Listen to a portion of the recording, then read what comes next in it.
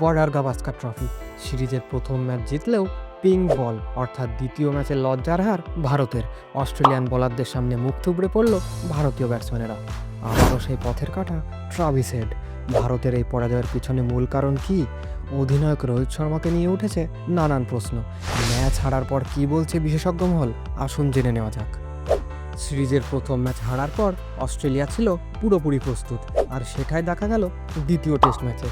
Pink বল test ম্যাচে টসে জিতে প্রথমে ব্যাটিং করে ভারত, কিন্তু Australian Mitchell Starc, Pat Cummins ও স্কট বোল্যান্ডের সামনে টিকতেই পারেননি ভারতীয় ব্যাটাররা। ভারতের হয়ে প্রথম ইনিংসে সর্বোচ্চ 42 রান করেন নীতিশ কুমার রেড্ডি। বিরাট কোহলি ও অধিনায়ক Rohit Sharma single digit score করেই প্যাভিলিয়নে ফেরত যান। প্রথম ইনিংসে ভারতের স্কোর শেষ হয় 180 রানেই। কিন্তু ব্যাটিং করতে এসে প্রথম ইনিংসে অস্ট্রেলিয়া আক্রমণাত্মক ব্যাটিং করে। অস্ট্রেলিয়ান ব্যাটার মার্নাস লাবুসেন 67 ও বর্তমানে ভারতের সবচেয়ে বড় কাটা ট্রাভিস হেড 140 রানের অসাধারণ ইনিংস খেলে ভারতকে ব্যাকফুটে ফেলে দেয়। ভারতের হয়ে জাসপ্রীত বুমরা ও মোহাম্মদ সিরাজ ভালো বোলিং করলেও অস্ট্রেলিয়ার প্রথম ইনিংসের স্কোর শেষ হয় 337 রানে গিয়ে।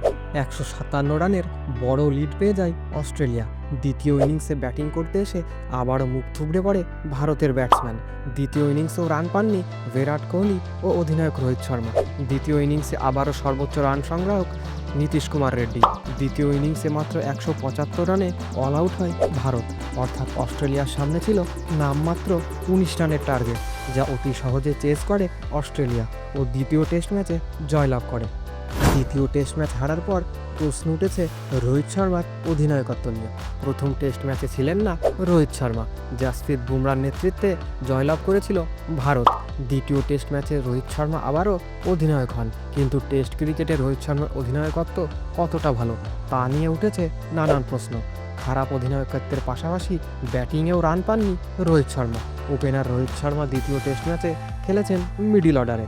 এখন দেখার বিষয় তৃতীয় টেস্ট ম্যাচে ভারতীয় প্লেইং 11-এ কোনো বড় পরিবর্তন আসে কিনা।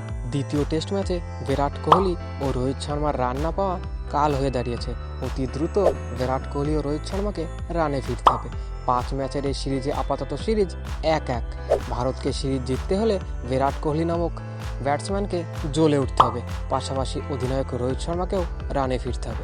আপনি যদি ভারতীয় ক্রিকেটের সমর্থক হয়ে থাকেন এবং ভারতীয় ক্রিকেট সম্পর্কে সমস্ত ধরনের আপডেট পেতে চান, তাহলে চ্যানেলটিকে সাবস্ক্রাইব করে রাখুন।